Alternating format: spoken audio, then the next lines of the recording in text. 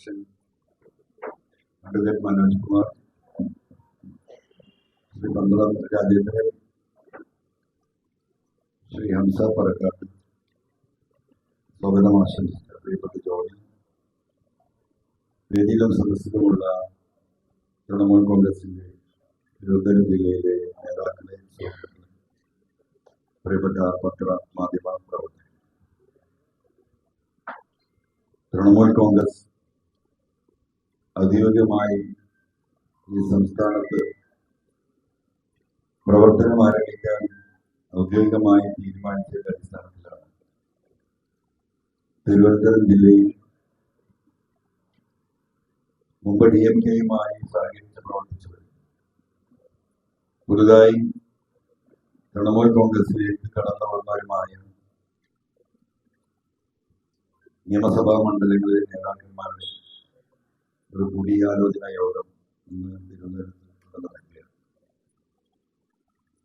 കേരളത്തിലെ 14 ജില്ലകളിൽ TMCക്ക് കമ്മിറ്റികളായി കഴിയുന്നു. അതിന്റെ യോഗങ്ങൾ ഓരോന്നായി നടന്നു വരികയാണ്. രാവിലെ തിരുവനന്തപുരത്തും വൈകിട്ട് ഇന്ന് 5 മണിക്ക് കൊല്ലത്തുമാണ്. നാളെ കാലത്ത് 10 മണിക്ക് ആലപ്പുഴയിലും വൈകുന്നേരം 5 മണിക്ക് കോട്ടയം ജില്ലയിലും ഇന്നും നാളെയുമായി 4 ജില്ലയിലെ നേതാക്കന്മാരുടെ യോഗങ്ങൾ നടക്കുക. വളരെ ആകാംക്ഷയോടുകൂടിയാണ് പത്രമാധ്യമ പ്രവർത്തകർ ഇവിടെ നിൽക്കുന്നത് എന്ന് എനിക്കറിയാം. കേരള രാഷ്ട്രീയം മറ്റൊരു വഴിത്തിരിവിലേക്ക് നീങ്ങുകയാണ്. 8.5 വർഷത്തെ പിണറായിസം അവസാനിപ്പിച്ചുകൊണ്ട് പിണറായിസത്തിൽ നിന്ന് കേരളത്തെ മോചിപ്പിക്കാനുള്ള പോരാട്ടം കേരളത്തിൽ അങ്ങോളം ഇങ്ങോളം ആരംഭിച്ചു കഴിഞ്ഞു എന്നതിന്റെ തെളിവാണ് 2 മാസങ്ങൾക്ക് മുമ്പ് നടന്ന കേരളത്തിലെ ഉപതെരഞ്ഞെടുപ്പുകളുടെ റിസൾട്ട് എന്ന് നമുക്ക് എല്ലാവർക്കും അറിയാം. ഒരു ഗവൺമെന്റ് തങ്ങളെ വിശ്വാസം അർപ്പിച്ച് വോട്ട് ചെയ്ത് അധികാരത്തിൽ വെച്ച ജനങ്ങളെ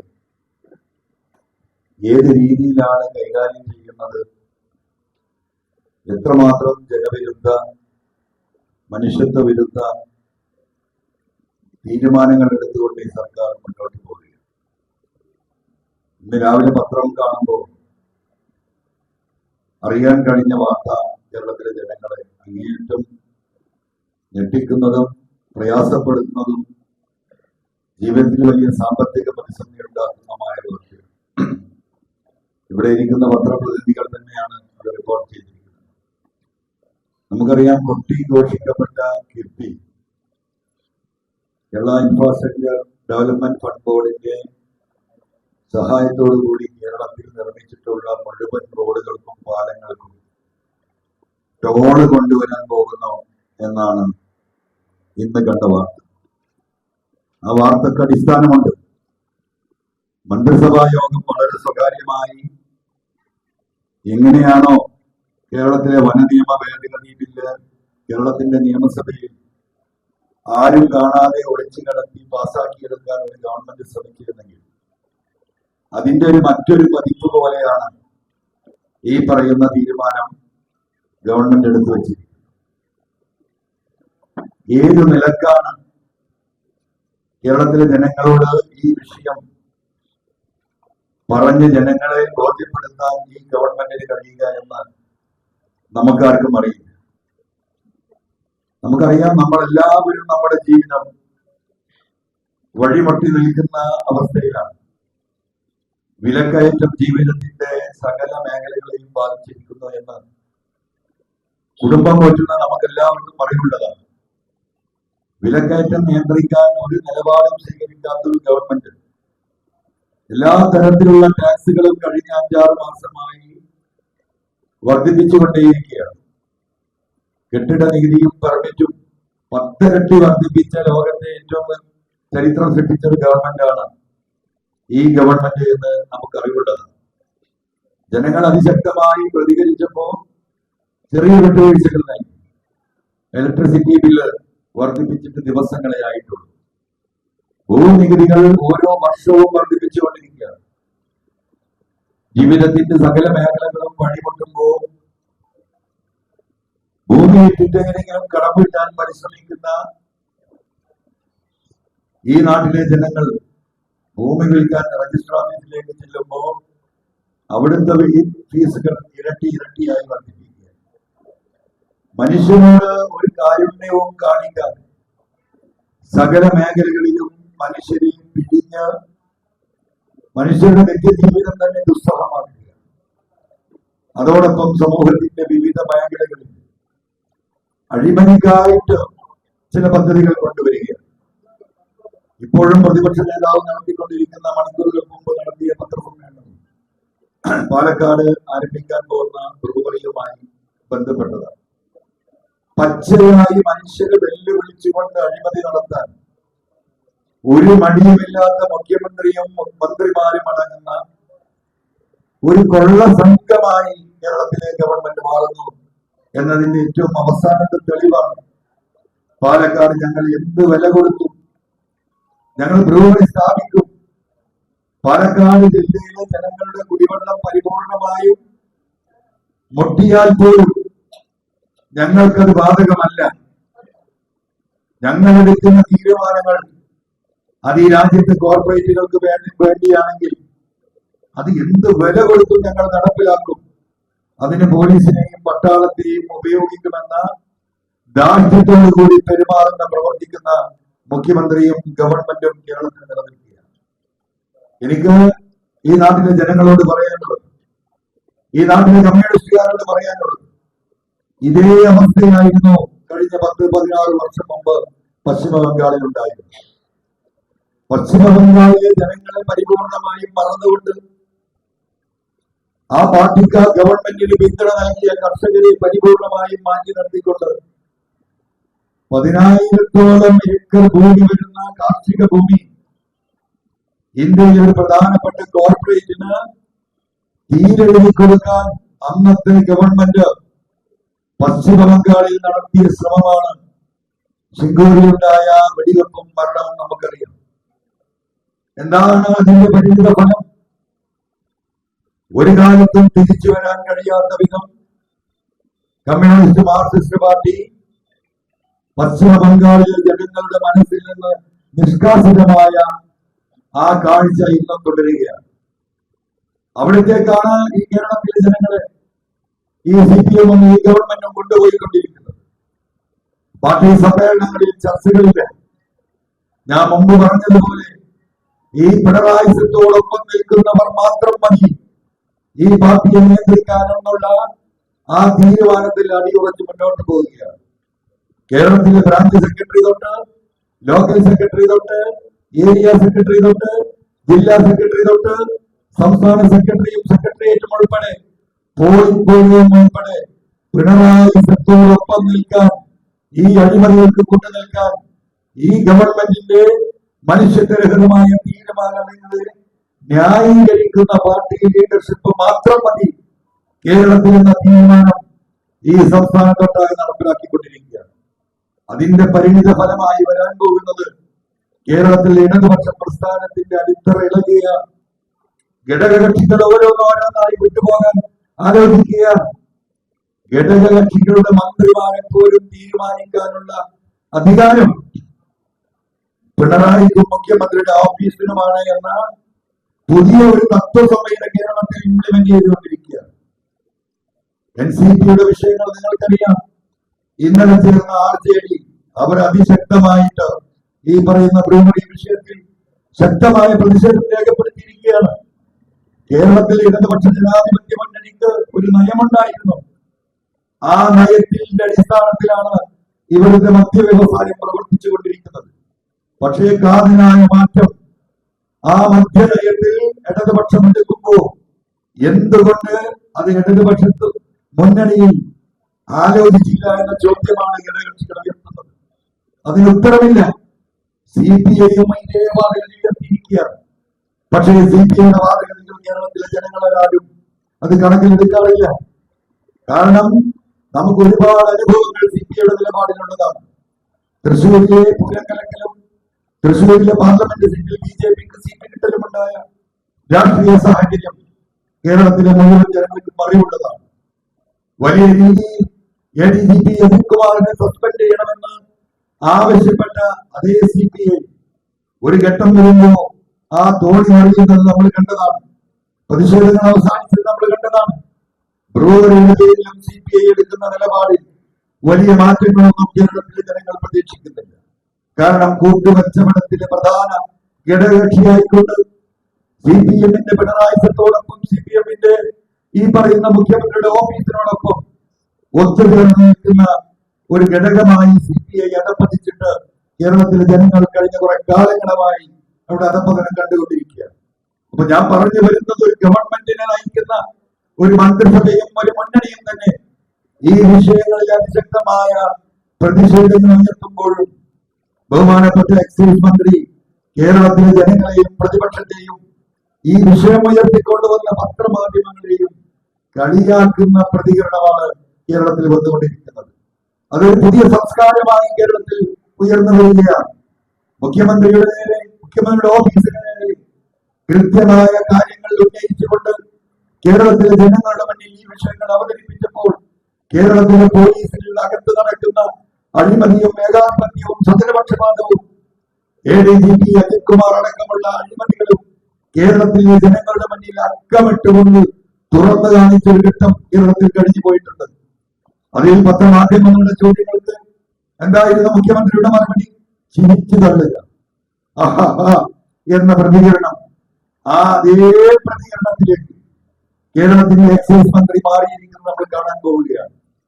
ജനങ്ങളുടെ വികാരങ്ങൾക്ക്, ജനങ്ങളുടെ പ്രതിഷേധങ്ങൾക്ക് ഒരു വിലയും കൽപ്പിക്കാതെയുള്ള മുന്നോട്ട് പോക്കാം. ഇത് തന്നെയാണ് കേരളത്തിൽ അങ്ങോളം ഇങ്ങോളം നമ്മൾ കണ്ടുകൊണ്ടിരിക്കുന്നത്. ഇന്നലെ കേരളത്തിലെ 62 കർഷക സംഘടനകൾ ഇടുക്കിയിൽ യോഗം ചേരുകയുണ്ടായി.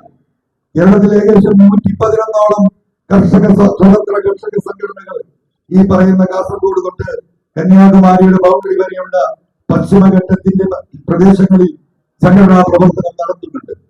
കേരളത്തിലെ 33 മണ്ഡലങ്ങളെ നേരിട്ട് ബാധിക്കുന്ന പ്രശ്നമാണ് ഈ മലയോര മേഖലയിലെ വന്യജീവി ആക്രമണവുമായി ബന്ധപ്പെട്ട പ്രശ്നം. മറ്റൊരു 30 മണ്ഡലങ്ങളെ ഭാഗികമായിട്ട് വന്യമൃഗ വിഷയങ്ങൾ ഇവിടെ നല്ല രീതിയിൽ ബാധിക്കുന്നുണ്ട്.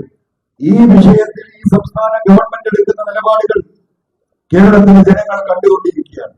ഈ വന്യമൃഗങ്ങളെ, മനുഷ്യരിൽ നിന്ന്, ഈ വന്യമൃഗങ്ങളുടെ ആക്രമണങ്ങളിൽ നിന്ന് മനുഷ്യരെ രക്ഷിക്കാനുള്ള ഒരു നിലപാടും എടുക്കാത്ത ഒരു ഗവൺമെന്റാണ് കേരളത്തിൽ കഴിഞ്ഞ 8.5 വർഷമായി പ്രവർത്തിക്കുന്നത് എന്ന് ആവർത്തിച്ച് തെളിയിക്കുന്ന സംഭവ വികാസങ്ങളാണ് കേരളത്തിൽ നടന്നുകൊണ്ടിരിക്കുന്നത്. കാർഷിക മേഖലയുടെ പ്രതിസന്ധി അങ്ങേയറ്റമാണ്. ജീവിക്കാൻ ഒരു മാർഗവുമില്ലാത്ത 70% കർഷകർ ഇന്ത്യയിലുണ്ടെങ്കിൽ അത്ര തന്നെ കർഷകർ ഈ കേരള സംസ്ഥാനത്തും നമ്മുടെ ജനസംഖ്യാടിസ്ഥാനപ്പെടുത്തി പരിശോധിച്ചാൽ നമുക്ക് കാണാൻ കഴിയുന്നതാണ്. ഈ ഇരിക്കുന്നവരും നമ്മളെല്ലാവരും നമ്മുടെ 10 സെന്റിലാണെങ്കിലും നാളെ 2 കപ്പ കൃഷിയോ അല്ലെങ്കിൽ ഈ പറയുന്ന ചെറുപ്പോ കാവത്തോ ഉണ്ടാക്കിക്കൊണ്ട് ജീവിതം മുന്നോട്ട് കൊണ്ടുപോയിരുന്നവരാണ് നമ്മൾ. ഇന്ന് 10 സെന്റ് ഉള്ളവർക്കും 10 ഏക്കർ ഉള്ളവർക്കും 1 സെന്റ് ഭൂമിയിൽ ഒരു കൃഷിയും ചെയ്തുകൊണ്ട് ജീവിതം മുന്നോട്ട് കൊണ്ടുപോകാൻ, ഭക്ഷണത്തോടൊപ്പം പട്ടിണിയാണെങ്കിൽ റേഷൻ ഷോപ്പിൽ നിന്ന് കിട്ടുന്ന അരിയോടൊപ്പം ഒരു കറി ഉണ്ടാക്കാനുള്ള ഒരു കപ്പയോ കാവത്തോ മുറ്റത്ത് നടാനുള്ള സൗകര്യം ഉണ്ടായിരുന്നു. ആ സൗകര്യങ്ങൾ മുഴുവൻ ഇന്ന് നഷ്ടപ്പെട്ടിരിക്കുന്നു. വന്യമൃഗങ്ങളുടെ ശല്യം കൊണ്ട് മനുഷ്യന്റെ ജീവിതം മുന്നോട്ട് കൊണ്ടുപോകാൻ കഴിയുന്നില്ല. കേന്ദ്ര സംസ്ഥാന സർക്കാരുകൾ കർഷകർക്ക് നൽകിയിരുന്ന ഒട്ടനവധി ആശ്വാസങ്ങൾ ഉണ്ടായിരുന്നു, ഒട്ടനവധി ഗ്രാന്റുകൾ ഉണ്ടായിരുന്നു. ഒരു ഗ്രാന്റുമില്ല, ഒരു സപ്പോർട്ടും ഇല്ലാതെ എങ്ങനെയെങ്കിലും ഈ കൃഷിയിൽ പിടിച്ചു നിൽക്കാൻ പരിശ്രമിക്കുന്ന കേരളത്തിലെ കർഷകരുടെ നെഞ്ചിലേക്ക് ഇടുത്തിയ പോലെയാണ് ഈ പറയുന്ന പുതിയ വനനിയമങ്ങൾ അടിച്ചേൽപ്പിക്കാൻ ഈ ഗവൺമെന്റ് പരിശ്രമിച്ചുകൊണ്ടിരിക്കുന്നത്. 1,30,00,000 ജനങ്ങൾ ഒറ്റക്കെട്ടായിട്ട് ഈ ഗവൺമെന്റിന്റെ ഈ ചെടികൾക്കെതിരെ കേരളത്തിൽ അങ്ങോളം ഇങ്ങോളം പ്രതിഷേധിച്ചുകൊണ്ടിരിക്കുകയാണ്.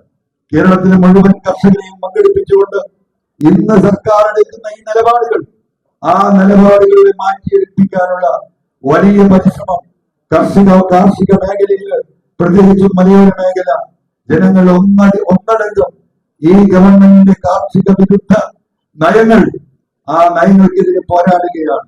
ഇന്ന് നടന്ന യോഗത്തിൽ ഈ പറയുന്ന ഇടുക്കിയിലെ തോട്ടം തൊഴിലാളികളെ ഒട്ടനവധി പറയുന്ന തൊഴിലാളി നേതാക്കന്മാർ സംബന്ധിക്കുകയും നേരിൽ കാണുകയും ചെയ്തു.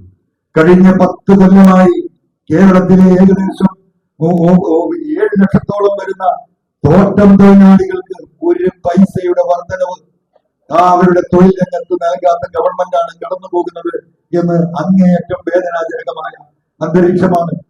തൊഴിലോ ഇല്ല. ഉള്ള തൊഴിലിന് അവർക്ക് ആവശ്യമായ ന്യായമായ തൊഴിൽ വേതനം പോലും വാങ്ങിക്കൊടുക്കാൻ ഈ പറയുന്ന തോട്ടം തൊഴിലാളി മേഖലയിൽ CPM-ന്റെ CIT ഉൾപ്പെടെയുള്ള നേതാക്കന്മാർ തയ്യാറാകുന്നില്ല എന്ന് മാത്രമല്ല, അവിടെയുള്ളവരെല്ലാം ഈ പറയുന്ന തോട്ടം മുതലാളിമാരുടെ ഏജന്റുമാരായി മാറിക്കഴിഞ്ഞ് തോട്ടം മുതലാളിമാർക്കൊപ്പമാണ് എന്ന് പരിതപിക്കുന്നതിൽ ഈ പറയുന്ന കമ്മ്യൂണിസ്റ്റ് പാർട്ടിക്ക് എക്കാലത്തും പിന്തുണ നൽകിയിരുന്ന തോട്ടം തൊഴിലാളികളുടെ അവസ്ഥാവിശേഷം ഇതാണ്. ഓരോ മേഖല എടുത്ത് നമ്മൾ പരിശോധിക്കുമ്പോഴും അതാണ്. കേരളത്തിലെ ഇന്ത്യയിലെ മനുഷ്യർക്ക് ഭക്ഷണം നൽകുന്ന കർഷകരാണ് ഈ അവസ്ഥയിൽ വന്നു പോയിട്ടുള്ളത്. അവരുടെ അടിസ്ഥാന വിഷയങ്ങളിൽ ഒന്ന് ചർച്ച നടത്താൻ പോലും ഈ പറയുന്ന ഗവൺമെന്റിന് ഇന്നുവരെ സാധിച്ചിട്ടില്ല. കൊട്ടിഘോഷിക്കപ്പെട്ടിട്ടുള്ള പെൻഷൻ മാസങ്ങളായി കൊടുക്കാൻ ബാക്കി നിൽക്കുകയാണ്. കഴിഞ്ഞ 2020 ശേഷം കൊട്ടിഘോഷിക്കപ്പെട്ട ലൈൻ പദ്ധതി നമുക്കറിയാം. ഒരാൾക്ക് പോലും 2020 ശേഷം ഇവിടെ ഒരു പുതിയ അപേക്ഷ ക്ഷണിക്കാനോ 2020 ശേഷമുള്ള അപേക്ഷകളിൽ ഒരു വീടെങ്കിലും കൊടുക്കാനോ ഈ ഗവൺമെന്റിന് കഴിഞ്ഞ 4.5 വർഷമായി സാധിച്ചിട്ടില്ല. ആയിരക്കണക്കിന് ആളുകൾ, 10,000-കണക്കിന് ആളുകൾ ഓരോ പഞ്ചായത്തിലും 500, 1000, 2000 വീടിന് വേണ്ടിയുള്ള അപേക്ഷകൾ കെട്ടിക്കിടക്കുകയാണ്. തുടർന്ന് വെച്ച പണികൾ പൂർത്തിയാക്കാൻ പണം നൽകാനില്ല. സർക്കാർ മേഖലയിലുള്ള പിരിച്ചെടുക്കേണ്ട ഒരു പൈസയും പിരിച്ചെടുക്കുന്നില്ല. പുതിയ നിയമങ്ങൾ കൊണ്ടുവന്ന് പണം ലഭ്യമാകുന്ന മനുഷ്യരെ അടിച്ചേൽപ്പിച്ച് പണം പിരിക്കുന്നതിലേക്ക് ടോളടക്കം ഉൾപ്പെടുത്താൻ ശ്രമിക്കുമ്പോൾ കേരളത്തിൽ പിരിഞ്ഞു കിട്ടാനുള്ള കോടാനകോടി രൂപയുണ്ട്. ഇവിടെ ഇത്തരം പത്രമാധ്യമ പ്രവർത്തകരെ നിങ്ങൾ തന്നെ ഒന്ന് അന്വേഷിക്കണം. കേരളത്തിൽ 1500-ഓളം കോടികളും ക്രഷറുകളും ഇവിടെ പൂട്ടിക്കിടക്കുകയാണ്. എന്തിനാണ് പൂട്ടിവെച്ചിരിക്കുന്നത്? അവർക്ക് കൊടുത്തിരുന്ന ലൈസൻസിൽ അവർക്ക് പൊട്ടിക്കാൻ അവകാശപ്പെട്ടിരുന്ന പാറയിൽ കോരിയിൽ അവർക്ക് നൽകിയ അളവിലധികം പൊട്ടിച്ചു എന്ന് പറഞ്ഞുകൊണ്ടാണ് സ്റ്റോപ്പ് മെമ്മോ കൊടുത്തിരിക്കുന്നത്. അതവർ അംഗീകരിക്കുന്നുണ്ട്. അവരധികമായി പൊട്ടിച്ച പാറക്ക് സർക്കാർ നിശ്ചയിക്കുന്ന ഫൈനടക്കം പെനാൽറ്റി അടക്കം അത് അടച്ചു തീർത്ത ലൈസൻസ് പുതുക്കി കിട്ടാൻ കാത്തിരിക്കുന്ന 1500-ഓളം കോടികളും ക്രഷറുകളും ഉണ്ട്. ഏകദേശം അതിന് തീരുമാനത്തിൽ എത്തിച്ചു കൊടുത്താൽ 5-8,000 കോടി രൂപ പിരിച്ചെടുക്കാൻ, ആ ഫൈൻ അടക്കാൻ അവർ തയ്യാറാണ് എന്ന് കേരളത്തിലെ കോടി അസോസിയേഷൻ നേരിട്ട് വന്ന് പറയുമ്പോൾ അതിലേക്ക് ആ കണക്കിലേക്ക് നോക്കുന്നില്ല. എന്താണ് കേരളത്തിൽ നടക്കുന്നത്? ഈ പറയുന്ന മുഖ്യമന്ത്രിയുടെ ഓഫീസുമായി ബന്ധപ്പെട്ട് പ്രവർത്തിക്കുന്ന ചില കോടി ലോബികൾക്ക് മാത്രമാണ് കേരളത്തിൽ ഇന്ന് ഈ കോടി പ്രവർത്തനം നടത്താൻ സാധിക്കുന്നത്. നിങ്ങൾക്കറിയാം, തമിഴ്നാട്ടിൽ നിന്ന് കേരളത്തിലേക്ക് ദിവസവും കടന്നു വരുന്ന ആയിരക്കണക്കിന് ലോഡ് കോഴിയും മറ്റൊരു മണലും കേരളത്തിന്റെ മുഴുവൻ ബൗണ്ടറികളിലൂടെയും കർണാടകയിൽ നിന്നും തമിഴ്നാട്ടിൽ നിന്നും അന്യ സംസ്ഥാനങ്ങളിൽ നിന്ന് കെട്ടിട നിർമ്മാണത്തിന് ആവശ്യമായ ഈ സാധനങ്ങൾ കേരളത്തിലേക്ക് കടന്നു വരുമ്പോൾ 5 പൈസ GST കിട്ടാനില്ല, 5 പൈസ മറ്റു രീതിയിലുള്ള വരുമാനം ഉണ്ടാക്കാനില്ല. ഈ വരുമാനം മുഴുവൻ ഇവിടെ കേരളത്തിലേക്ക് കിട്ടേണ്ട 100-150 കോടിയുടെ വരുമാനം ഒരു ദിവസം ഈ സംസ്ഥാനത്തിന് കിട്ടേണ്ട വരുമാനങ്ങൾ മുഴുവൻ നഷ്ടപ്പെടുത്തുന്നു. പർപ്പസ്ഫുള്ളി ഇതിനു വേണ്ടിയിട്ട് ഇവിടെ ലിമിറ്റഡായി പ്രവർത്തിക്കുന്ന കോറി മുതലാളിമാർക്ക് കോറി നടത്തുക എന്ന ഒരൊറ്റ ദുരുദ്ദേശത്തോടു കൂടിയാണ് 8 രൂപയാണ് ഈ ഒരാഴ്ച ഈ പറയുന്ന കോടികൾ ഇവിടെ വിലയിരുത്തിക്കൊണ്ടുവന്നത്. ഇവിടെ നടക്കുന്ന നാഷണൽ ഹൈവേയുടെ പണികളുണ്ട്, മെറ്റീരിയൽസ് കിട്ടാനുള്ള പരാതിയുണ്ട്. അവർക്ക് മെറ്റീരിയൽസ് കൊടുക്കാൻ ഇന്ന് കേരളത്തിൽ സർക്കാർ നൽകിയ ലൈസൻസോട് കൂടി പെനാൽറ്റിക്ക് വേണ്ടി കാത്തിരിക്കുന്ന കോടികളിൽ നിന്ന് അവർക്ക് ആവശ്യമായ കണ്ടു കൊടുത്താൽ കോടിക്കണക്കിന് രൂപ ഇവിടെ നമ്മൾക്ക് GST കിട്ടും. 10,000-കണക്കിന് ആളുകൾക്ക് തൊഴിൽ ലഭിക്കും. ആയിരക്കണക്കിന് ട്രക്ക് ഡ്രൈവർമാർ പട്ടിണിയിലാണ്. അവരുടെ വാഹനങ്ങൾ മുഴുവൻ ജപ്തി ചെയ്തു പോകുന്നു. കേരളത്തിൽ ഒരാൾക്കും ഒരു തൊഴിലുമില്ലാതെ നിൽക്കുന്ന ഈ ഘട്ടത്തിൽ ഗവൺമെന്റ് പുതിയ ഓർഡർ ഇറക്കിയിരിക്കുന്ന എന്താണ് ഓർഡർ? നാഷണൽ ഹൈവേക്ക് വേണ്ടി കോൺട്രാക്ട് എടുത്തിരിക്കുന്ന ഈ പറയുന്ന അന്തർ സംസ്ഥാന ലോബികൾക്ക് കേരളത്തിലെ ഫോറസ്റ്റിൽ നിന്ന് അകത്ത് ഉള്ള പാറയടക്കം ഒരു പൈസ നൽകാതെ പൊട്ടിച്ചെടുക്കാൻ അനുമതി കൊടുത്തിരിക്കുന്നു ഈ ഗവൺമെന്റ്. പത്രമാധ്യമങ്ങൾ കാണാതെ പോകരുത്. ഫോറസ്റ്റിലുള്ള പാറയടക്കം പൊട്ടിച്ചെടുക്കുന്നു. ഒറ്റ കാര്യമേ ഉള്ളൂ, ഒരു നിയമവും ബാധകമല്ല. 500 കോടി രൂപയുടെ മുകളിൽ ടെൻഡർ എടുത്ത പ്രവർത്തികൾക്ക് ഈ പറയുന്ന കെട്ടിട നിർമ്മാണ വസ്തുക്കൾക്ക് ക്ഷാമമുണ്ടെങ്കിൽ അവിടെ റവന്യൂവിന്റെയോ ഫോറസ്റ്റിന്റെയോ കയ്യിൽ ഒഴിഞ്ഞ പാറയുണ്ടെങ്കിൽ ഒറ്റ ദിവസം കൊണ്ട് പെർമിറ്റ് കൊടുക്കാൻ തീരുമാനമെടുത്തിരിക്കുന്നു ഈ ഗവൺമെന്റ്. എന്തഴിമതിയാണ്? ആരാണ് ഈ അഴിമതിക്ക് പിന്നിൽ? മുഖ്യമന്ത്രിയുടെ ഓഫീസിന്റെ നേരിട്ടുള്ള നിയന്ത്രണത്തിൽ, മരുമകൻ റിയാസിന്റെ നേരിട്ടുള്ള നിയന്ത്രണത്തിൽ മാത്രമാണ് ഈ 6 വരിപ്പാതയുടെ പണി നടക്കുന്നത്. കേരളത്തിൽ ഒരാൾക്കും ഒരു ബന്ധവുമില്ല. കേരളത്തിലെ പീഡപിടിപ്പിടിക്കലിനെ കുറിച്ച് അറിയില്ല. നടന്നുകൊണ്ടിരിക്കുന്ന പണിയെ യാത്ര ചെയ്യുമ്പോൾ നിങ്ങൾക്ക് കാണാൻ കഴിയും. അപകടകരമായ അവസ്ഥയിൽ 10, 20, 30 മീറ്റർ ഉയരത്തിൽ മണ്ണ് കട്ട് ചെയ്ത് ആ കട്ട് ചെയ്ത മണ്ണിന് കോൺക്രീറ്റ് ഭിത്തി പോലും നൽകാതെ താൽക്കാലികമായി സിമന്റ് കോൺക്രീറ്റ് സ്പ്രേ ചെയ്തുകൊണ്ട് നിർത്തി പലതും ഈ മഴക്കാലത്ത് ഇടിഞ്ഞു വീണെന്ന് നിങ്ങൾക്ക് കാണാം. കോടികളാണ് എഴുതി വാങ്ങുന്നത്. അന്വേഷിക്കാൻ ആളില്ല, നോക്കി പോകാൻ ആളില്ല, ആ ചെയ്തവർക്ക് അതിന്റെ മെഷർമെന്റ് എടുക്കാൻ ആളില്ല. ഒരു ബന്ധവും ഈ കേരളത്തിലെ ജനങ്ങൾക്ക് അതുമായിട്ടില്ല. ജനങ്ങൾ, പൊതുസമൂഹം അത് അറിയുന്നില്ല, ഉദ്യോഗസ്ഥന്മാരത് അറിയുന്നില്ല. പരാതി നൽകിയാൽ പരാതി നൽകുന്നവനെ ഭീഷണിപ്പെടുത്താൻ ഒരു സംഘത്തെ ഈ പറയുന്ന കാസർഗോഡ് തൊട്ട് ഈ കന്യാകുമാരി അതിർത്തി വരെ ഈ 6 വരിപ്പാത കടന്നു പോകുന്ന പ്രദേശങ്ങളിൽ പാർട്ടി നേതൃത്വത്തിൽ ഈ പറയുന്ന മരുമകൻ റിയാസിന്റെ ഗുണ്ടകളെ വിന്യസിച്ചിരിക്കുന്നു. പരാതി കൊടുത്തവർക്കാർക്കും ആ പ്രദേശത്ത് പിന്നെ ജീവിക്കാൻ കഴിയുന്നില്ല. പലതരത്തിലുള്ള ഭീഷണികളാണ്. കൊടുത്ത പരാതികൾ പിൻവലിപ്പിക്കുന്നു. ഈ രീതിയിൽ ഈ സമൂഹത്തെ ആകെ കൊള്ളയടിച്ച്, ഈ സമൂഹത്തെ ആകെ പ്രതിസന്ധിയിലാക്കി, കത്തുന്ന പുരക്ക് ഊരുന്ന കഴിക്കോലാവുമെന്ന് പണ്ടുള്ള നമ്മുടെ കാരണവന്മാർ പറയാറുണ്ട്. അതാണ് ഈ നടന്നുകൊണ്ടിരിക്കുന്നത്. സകല മേഖലകളിൽ നിന്നും കൊള്ളയടിക്കാൻ വേണ്ടി മാത്രം, അഴിമതി നടത്താൻ വേണ്ടി മാത്രമുള്ള പ്രോജക്ടുകൾ ഇവിടെ നടപ്പിലാക്കിക്കൊണ്ടിരിക്കുകയാണ്. അതിൽ മാത്രമാണ് കോൺസെൻട്രേഷൻ. ഈ പറയുന്ന തിരുവനന്തപുരം കോർപ്പറേഷനിൽ ജീവിക്കുന്ന നിങ്ങൾക്കറിയാം, കുടിവെള്ളം കിട്ടാതെ കഷ്ടപ്പെടുകയാണ് ഇപ്പോഴും ഈ നഗരത്തിലെ ആളുകൾ. ഉൾപ്രദേശങ്ങളിലുള്ള വാർഡുകളിലുള്ള റോഡുകൾ പൊളിഞ്ഞ് തകർന്ന് തരിപ്പണമായിട്ട് ആളുകൾക്ക് ഉപയോഗശൂന്യമായി കിടക്കുന്നു. മഴ പെയ്താൽ ഒരാൾക്ക് ഉയരത്തിൽ വെള്ളം പൊങ്ങുന്ന പ്രദേശങ്ങളായി ഈ കോർപ്പറേഷന്റെ ചുറ്റുപാടുകൾ മാറിയിരിക്കുന്നു. 2 അടിയും 3 അടിയും വെള്ളം പൊങ്ങാത്ത ഒരു റോഡ് പോലും ഈ പറയുന്ന തിരുവനന്തപുരം കോർപ്പറേഷനിലുണ്ടോ എന്ന് നിങ്ങൾ പരിശോധിക്കണം. എന്നാൽ വീട്ടിൽ നിന്ന് ഇന്ന് പുറത്തിറങ്ങിയാലും നിങ്ങൾ കാണുന്നത് കാന വാർക്കുന്നതും കാനക്ക് സൈനിക പണി കിട്ടുന്നതും സ്ലാബിടുന്നതുമാണ്. പക്ഷേ ഒരിക്കലും തീരാത്ത പണികൾ, ആ പണികൾ ഒരിക്കലും ജനങ്ങൾക്ക് യോഗ്യമായിട്ടുള്ളതല്ല, ജനങ്ങൾക്ക് ഉപകാരപ്രദമായിട്ടുള്ളതല്ല. കോൺട്രാക്ടർമാർക്ക് പണമുണ്ടാക്കാൻ റോഡുകളും പാലങ്ങളും കെട്ടിടങ്ങളും റീറ്റെയിൽ മാളുകളും ഡിസൈൻ ചെയ്യുന്ന ഒരു വിഭാഗമായി ഈ പറയുന്ന സകല മേഖലകളിലുമുള്ള ഉദ്യോഗസ്ഥന്മാർ മാറിയിരിക്കുന്നു. സകല മേഖലയിലും അഴിമതിയാണ്. റവന്യൂയിലേക്ക് കടന്നു ചെല്ലാൻ കഴിയില്ല. നിങ്ങളുടെ സ്വന്തമായ വർഷങ്ങളായി നിങ്ങൾ നികുതി അടച്ചുകൊണ്ടിരിക്കുന്ന നിങ്ങളുടെ സ്വന്തം പറമ്പിന് നികുതി അടക്കണമെങ്കിൽ 10 പ്രാവശ്യം വില്ലേജ് ഓഫീസിൽ കയറി ഇറങ്ങണം. ഒറ്റ പ്രാവശ്യം കൊണ്ട് അരമണിക്കൂർ കൊണ്ട് വിഷയം തീർത്തു പോരാ, കൈമടക്ക് കൊടുക്കണം. അഴിമതിയുടെ കേന്ദ്രങ്ങളായി സംസ്ഥാനത്ത് മുഴുവൻ ഓഫീസുകളും മാറിയിരിക്കുന്നു. പൊതുപ്രവർത്തകർക്ക് ചോദ്യം ചെയ്യാൻ ഒരു അവകാശവുമില്ല. സോഷ്യൽ ഓഡിറ്റിന് വിധേയമായിരുന്ന സർക്കാർ ഓഫീസുകളിൽ കാര്യങ്ങൾ പോയി അന്വേഷിച്ചാൽ അന്വേഷിക്കുന്നതിനെതിരെ കേസെടുക്കാൻ കാത്തു നിൽക്കുന്ന പോലീസാണ്. ആശുപത്രികൾ മുഴുവൻ എന്താണ് സ്ഥിതി? ഒരു സർക്കാർ ആശുപത്രിയിലും ഒരു പാരാസെറ്റാമോൾ പോലും ഇല്ലാത്ത ആശുപത്രിയുള്ള നാടായി നമ്മുടെ നാട് മാറുകയാണ്. സർക്കാർ നൽകേണ്ട പണം നൽകാത്തതിന്റെ പേരിൽ, വാങ്ങിയ സാധനങ്ങൾക്ക് കൃത്യമായ പണം കൊടുക്കാത്തതിന്റെ പേരിൽ സർക്കാരിലേക്ക് സപ്ലൈ ചെയ്തിരിക്കുന്ന മെഡിക്കൽ കമ്പനികൾ മുഴുവൻ ആ മെഡിക്കൽ സപ്ലൈ നിർത്തിവെച്ചിരിക്കുന്നു. മനുഷ്യർക്ക് ആശ്വാസം നൽകിയിരുന്ന ഇൻഷുറൻസ് പദ്ധതികൾ ഏത് ആശുപത്രിയിൽ ആർക്കാണ് എന്ന് സർക്കാരിന്റെ പിൻബലത്തിലുള്ള സഹായത്തോടു കൂടിയുള്ള ഇൻഷുറൻസുകൾ ലഭ്യമാകുന്നത്. സകലമായ മേഖലയിലും അഴിമതിയാണ്. തിരിഞ്ഞു നോക്കാൻ ഇവിടുത്തെ ഉത്തരവാദിത്തപ്പെട്ട മന്ത്രിമാർക്ക് ഒരു ഒഴിവുമില്ല.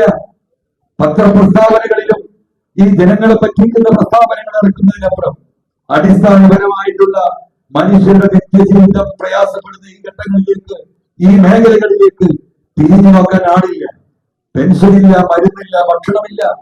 റേഷൻ ഷാപ്പുകാരുടെ സമരത്തിലാണ്. അവർക്ക് പണം നൽകുന്നില്ല, അവർക്ക് കൂലി നൽകുന്നില്ല, അവർക്ക് കമ്മീഷൻ നൽകുന്നില്ല. സർക്കാരിന്റെ വിലക്കുറവുള്ള എല്ലാ സ്റ്റോറുകളും ഇന്ന് അവർ ശമ്പളം കൊടുക്കാൻ വേണ്ടി മാത്രം ആളുകൾ നടത്തുന്ന മേഖലയായി മാറുകയാണ്. 45 ലക്ഷം യുവാക്കളാണ് കേരളത്തിൽ തൊഴിലിന് വേണ്ടിയിട്ട് രജിസ്റ്റർ ചെയ്ത് കാത്തിരിക്കുന്നത്. ഒരാൾക്കും തൊഴിൽ കൊടുക്കാൻ സർക്കാരിന്റെ കയ്യിൽ നിന്നും ഒരു പദ്ധതിയുമില്ല. യുവാക്കൾ ഒന്നായി കേരളം വിടുകയാണ്. കേരളത്തിലെ യുവാക്കളുടെ സാന്നിധ്യം ഏത് ഗ്രാമങ്ങളിൽ പോയാലും നമുക്ക് കാണാൻ കഴിയാത്ത വിധം നമ്മൾ കണ്ടുകൊണ്ടിരിക്കുകയാണ്. മലയോര മേഖലയിൽ മനുഷ്യർ മൃഗങ്ങളെ പേടിച്ചിറങ്ങുന്നത് പോലെ തൊഴിലില്ലാതെ അങ്ങാടികളിലൂടെ ഭിക്ഷയാചിക്കേണ്ട ഗതികളിലേക്ക് കേരളത്തിന്റെ യുവത്വത്തെ തള്ളിവിട്ട ഒരു ഗവൺമെന്റ് കേരളത്തിന്റെ ചരിത്രത്തിൽ ഇന്ന് വരെ ഉണ്ടായിട്ടില്ല. ഇവിടെ എംപ്ലോയ്മെന്റ് എക്സ്ചേഞ്ചുകളിൽ പേര് രജിസ്റ്റർ ചെയ്യപ്പെടുന്ന ലക്ഷക്കണക്കിന് ആളുകൾ 50 വയസ്സും 55 വയസ്സായി 25-30 വർഷം മുമ്പ് രജിസ്റ്റർ ചെയ്തതാണ്. ഇന്നലെ ഞങ്ങൾ ഒരു ഇന്റർവ്യൂവിനെ വിളിച്ചില്ല എന്ന് പറഞ്ഞ് പ്രാദേശികമായുള്ള ജനങ്ങൾ പൊതുപ്രവർത്തകരെ വന്ന് പരാതി പറയുകയാണ്. എല്ലായിടത്തും അഴിമതിയാണ്. പിണറായിയുടെ ഓഫീസിൽ നിന്ന് കൊടുക്കുന്ന ലിസ്റ്റിൽ നിന്നാണ് ഈ താൽക്കാലിക ജീവനക്കാർ വരെ വിൽക്കുന്നത്. 10, 25, 30, 40 കൊല്ലമായി കാത്തിരിക്കുന്ന കേരളത്തിലെ ജനങ്ങൾക്ക് ഒരു താൽക്കാലിക ജോലികൾ 6 മാസമോ 1 വർഷമോ കിട്ടുമായിരുന്ന ആ സാഹചര്യം പോലും അവിടെ മാറ്റിവെച്ച് ഇവിടെ പരിപൂർണമായ സ്വജനപക്ഷപാതം നടത്തുകയാണ്. കേരളത്തിൽ നിരന്തരമായി സമരം നടത്തിക്കൊണ്ടിരുന്ന യുവജന പ്രസ്ഥാനങ്ങളെ നമ്മൾ കാണുന്നില്ല. ഡിവൈഎഫ്ഐയുടെ ശബ്ദം കേൾക്കുന്നില്ല. എന്തിനേറെ പറയുന്നു CPM എന്ന് പറയുന്ന കമ്മ്യൂണിസ്റ്റ് പാർട്ടിക്ക് അവരുടെ പ്രവർത്തനങ്ങൾ നടത്താൻ, അവരുടെ പോസ്റ്ററുകൾ ഒട്ടിക്കാൻ, അവർക്കൊരു പന്തലിടാൻ, ഒരു കൊടി കെട്ടാൻ കേരളത്തിലെ ഇതിൽ കരാറെടുക്കുന്ന കരാർ തൊഴിലാളികളെയും ഈ പറയുന്ന ഇവന്റ് മാനേജ്മെന്റിനെയും കൂട്ടുപിടിക്കേണ്ട ആ അവസ്ഥയിലേക്ക് കേരളത്തിലെ ഏറ്റവും വലിയ തൊഴിലാളി പ്രസ്ഥാനം, ഏറ്റവും വലിയ യുവജന പ്രസ്ഥാനം എന്ന് പറയുന്ന CPM-ഉം അതിന്റെ യുവജന പ്രസ്ഥാനങ്ങളും എത്തിയിട്ടുണ്ടെങ്കിൽ അതിന്റെ ഉത്തരവാദി ഈ ഗവൺമെന്റും പിണറായി വിജയനുമാണ് എന്ന് തിരിച്ചറിയാൻ കേരളത്തിലെ ജനങ്ങൾ തയ്യാറാകേണ്ടതുണ്ട്. ആ തിരിച്ചറിവിലേക്കുള്ള രാഷ്ട്രീയമാണ് നമ്മൾ മുന്നോട്ട് കൊണ്ടുപോകുന്നത്. അവിടെയാണ് ഈ ചർച്ചകൾ നടക്കുന്നത്. ജനങ്ങൾ ഒരു ചാൻസിന് വേണ്ടി, ഒരു തെരഞ്ഞെടുപ്പിന് വേണ്ടി കേരളത്തിൽ കാത്തു നിൽക്കുകയാണ്. അവർ മനസ്സിലൊടുക്കി വെക്കുന്ന ഈ വികാരങ്ങൾ മുഴുവൻ, ഈ വേദനകൾ മുഴുവൻ, അവരുടെ നഷ്ടബോധങ്ങൾ മുഴുവൻ ഈ സർക്കാരിനെ വീണ്ടും അധികാരത്തിൽ വിശ്വാസത്തോടു കൂടി അധികാരത്തിലെത്തിച്ച കേരളത്തിലെ പാവപ്പെട്ട തൊഴിലാളികൾ അവർക്ക് പ്രതികാരദാഹത്തോടു കൂടി ഒരു തെരഞ്ഞെടുപ്പിന് കാത്തു നിൽക്കുകയാണ്. ആ തെരഞ്ഞെടുപ്പിലേക്കാണ് കേരളം മുന്നോട്ട് പോകുന്നത്. ആ ഇനിയുള്ള 10-15 മാസക്കാലം കേരളത്തിലെ ജനങ്ങൾ ആ പ്രാർത്ഥനയോടുകൂടി മുന്നോട്ട് പോകുമ്പോൾ കേരളത്തിൽ അങ്ങോളം ഇങ്ങോളം ഈ നടത്തുന്ന ദുർഭരണത്തിലൂടെ രാഷ്ട്രീയത്തിനപ്പുറം കേരളത്തിലെ ജനങ്ങളെ ഒരുമിച്ച് കൂട്ടിയിട്ടുള്ള സമരങ്ങൾക്ക് ഈ രാജ്യത്തെ ജനങ്ങളും പ്രതിപക്ഷവും തയ്യാറാകേണ്ടതുണ്ട്. ആ പിണറായി സഖ്യത്തിന്റെ അവസാനത്തെ ആണിക്കല്ലായി നിലമ്പൂരിൽ വരാനിരിക്കുന്ന തിരഞ്ഞെടുപ്പ് മാറുമെന്ന് ആവർത്തിച്ച് പറയുന്നതും അതുകൊണ്ട് തന്നെയാണ്. ഞാൻ ഈ എംഎൽഎഷിപ്പ് രാജിവെക്കുമ്പോൾ പലരും കൈക്ക് പിടിച്ചതാണ്, പോകരുത്, ചെയ്യരുത് എന്ന് പറഞ്ഞുകൊണ്ട്. പക്ഷേ കേരളത്തിലെ ജനങ്ങളുടെ മനസ്സ് വായിക്കാൻ, കേരളത്തിലെ ജനങ്ങളുടെ മനോവികാരം അറിയാൻ ഈ ഗവൺമെന്റ് കേരളത്തിലെ പാവപ്പെട്ട കർഷകരോട്, കർഷക തൊഴിലാളികളോട്, മലയോര കർഷകരോട് കഴിഞ്ഞ 5-8 വർഷമായി നടത്തിക്കൊണ്ടിരിക്കുന്ന ഈ പറയുന്ന മനുഷ്യത്വരഹിതമായ അവരുടെ തീരുമാനങ്ങൾ കേരളത്തിലെ ജനങ്ങളുടെ മുന്നിൽ, ഈ സർക്കാരിന്റെ മുന്നിൽ ആ മലയോര കർഷകർക്ക് തുറന്നു കാണിക്കാനുള്ള അവസരം പൊതു തെരഞ്ഞെടുപ്പിന് മുമ്പിൽ കേരളത്തിൽ ഉണ്ടാകണം എന്ന് മനസ്സിലാക്കിക്കൊണ്ട് തന്നെയാണ് എംഎൽഎഷിപ്പ് രാജിവെച്ചത്. നമുക്കറിയാം, ഒരാഴ്ച മുമ്പാണ് രാധയെ പിടികടിച്ചത്. ഈ ഒരു മാസം 11ഓളം ആളുകളാണ് വന്യമൃഗങ്ങളുടെ ആക്രമണങ്ങൾക്ക് വിധേയമായ 2025 ജനുവരി കേരളത്തിൽ കടന്നുപോയത്. എന്താണ് സ്ഥിതി? എന്തെങ്കിലും ഒരു തീരുമാനം? നിങ്ങൾക്കറിയാം, 1972 വന്യമൃഗ സംരക്ഷണ നിയമം ഈ രാജ്യത്തുണ്ടാക്കിയപ്പോൾ തന്നെ ആ നിയമത്തിന്റെ അടിസ്ഥാനപരമായി അവസാനിപ്പിക്കുന്നതിന് മുമ്പ് 11(1)A എന്ന് പറയുന്ന ആ സെക്ഷനിൽ പറയുന്നത് എന്താണ്? വന്യമൃഗങ്ങൾ പെറ്റുപെരുകി മനുഷ്യരെ ആക്രമിക്കാൻ സാധ്യതയുള്ള ഘട്ടങ്ങളിൽ മനുഷ്യരെ ആക്രമിച്ചാൽ, മനുഷ്യരെ ആക്രമിച്ച് കൊലപ്പെടുത്താൻ സാധ്യതയുണ്ട് എന്ന് മനസ്സിലാക്കിയപ്പോഴും അത്തരത്തിലുള്ള വന്യമൃഗങ്ങളെ വെടിവെച്ച് കൊല്ലാൻ 11(1)A അധികാരം നൽകുന്ന നിയമം തന്നെ ഈ പറയുന്ന നിയമത്തിന്റെ ഭാഗമാണ്. പക്ഷേ കേരളത്തിൽ ഇന്നുവരെ അത് ഇംപ്ലിമെന്റ് ചെയ്തിട്ടില്ല. കേരളത്തിലെ ജനങ്ങൾ അങ്ങനെ ഒരു നിയമമുണ്ട് എന്ന് പറയുന്നത് പുൽപ്പള്ളിയിൽ രാധയെ ഈ പുലി കടിച്ചു കൊല്ലുമ്പോഴാണ്. ജനങ്ങളുടെ സമ്മർദ്ദത്തിന് മുമ്പിൽ, രോഷത്തിന് മുമ്പിൽ അവസാനം കേരളത്തിലെ മന്ത്രിക്ക്, വനം മന്ത്രിക്ക് ഉത്തരവിടേണ്ടി വന്നു ആ പുലിയെ വെടിവെച്ച് കൊല്ലാൻ. അപ്പോഴാണ് ജനങ്ങൾ അന്വേഷിക്കുന്നത് ഏത് നിയമത്തിന്റെ അടിസ്ഥാനത്തിൽ. അപ്പോഴാണ് ആ ചർച്ച വരുന്നത്. ഈ നിയമം നമ്മുടെ നാട്ടിൽ കഴിഞ്ഞ 55 വർഷമായിട്ടുണ്ട്. കേരളം ഒഴിച്ചുള്ള സംസ്ഥാനങ്ങളിൽ വന്യജീവി ആക്രമണങ്ങൾക്ക് വിധേയമാകുന്ന ഇത്തരം മൃഗങ്ങളെ വെടിവെച്ച് കൊല്ലുന്നുണ്ട്. 11(1)A ഇംപ്ലിമെന്റ് ചെയ്യുന്നുണ്ട്. പക്ഷേ കേരളത്തിൽ മാത്രം അതില്ല. കേരളത്തിൽ നടപ്പിലാക്കേണ്ട ഉത്തരവാദിത്വം ഇവിടുത്തെ ചീഫ് വൈൽഡ് ലൈഫ് വാർഡനാണ്. ആരാണ് ഉത്തരവ് കൊടുക്കേണ്ടത്? കേരളത്തിലെ വനം മന്ത്രിയും അതുപോലെ തന്നെ കേരളത്തിലെ മുഖ്യമന്ത്രിയുമാണ്. എന്തുകൊണ്ടാണ് ഈ തീരുമാനമെടുക്കാത്തത്? 6 മാസം മുമ്പ് നടന്ന നിയമസഭാ സമ്മേളനത്തിൽ നമ്മൾ കണ്ടതാണ്. വയനാട്ടിലെ ജോസഫ് എന്ന് പറയുന്ന വ്യക്തിയെ പിന്നാലെ കൂടി വീട്ടിന്റെ അകത്തേക്ക് ഓടിക്കേറുമ്പോ ഗേറ്റ് ചവിട്ടി പൊളിച്ചു വന്ന് ആന മനുഷ്യനെ ഇഞ്ചിഞ്ചായി ചവിട്ടിക്കൊല്ലുന്നത് കണ്ടവരാണ് കേരളത്തിലെ ജനങ്ങൾ. ആ വിഷയം കേരളത്തിന്റെ നിയമസഭയിൽ വയനാടിന്റെ MLA നിലക്ക് അവതരിപ്പിച്ചത് സിദ്ദീഖായിരുന്നു. ആ സിദ്ദീഖിന്റെ ആ അവതരണത്തിന് മറുപടി പറഞ്ഞുകൊണ്ട് കേരളത്തിന്റെ വന്യജീവി വകുപ്പ് മന്ത്രി പറഞ്ഞ മറുപടി ഈ ഇന്ന് ജനങ്ങൾ പത്രക്കാരും കേട്ടതാണ്. അദ്ദേഹം പറഞ്ഞ മറുപടി, ഞാൻ കേരളത്തിന്റെ വന്യജീവി സംരക്ഷണ മന്ത്രിയാണ് എന്ന് പറഞ്ഞാൽ മനുഷ്യരെ സംരക്ഷിക്കേണ്ട ഒരു ഉത്തരവാദിത്വവും കേരളത്തിലെ വന്യജീവി മന്ത്രിക്കില്ല എന്ന് പച്ചയായി അഹങ്കാരത്തോടു കൂടി പറയാൻ തന്റെ ഇടമുള്ള മന്ത്രിയാണ് കേരളം ഭരിക്കുന്നത്.